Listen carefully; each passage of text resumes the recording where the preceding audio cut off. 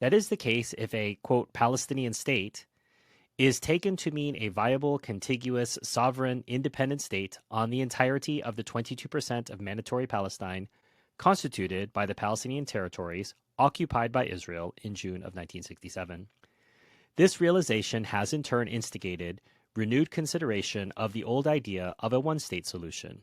as either the ideal outcome or as the most likely default outcome for Palestine-Israel. There are significant differences among those who have put forward this idea.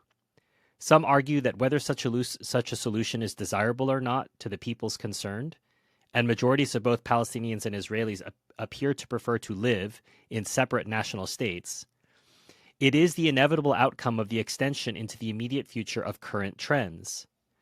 Those who hold this view, which might be termed the de facto one-state solution,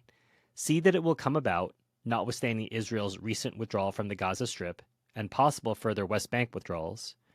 when the inexorable creeping de facto annexation of the West Bank and East Jerusalem at some point finally makes the creation of a contiguous Palestinian state physically impossible. This process is taking place against the background of continued Palestinian population growth, combined with the realization among most Israelis that further successful ethnic cleansing of the Arabs is impossible.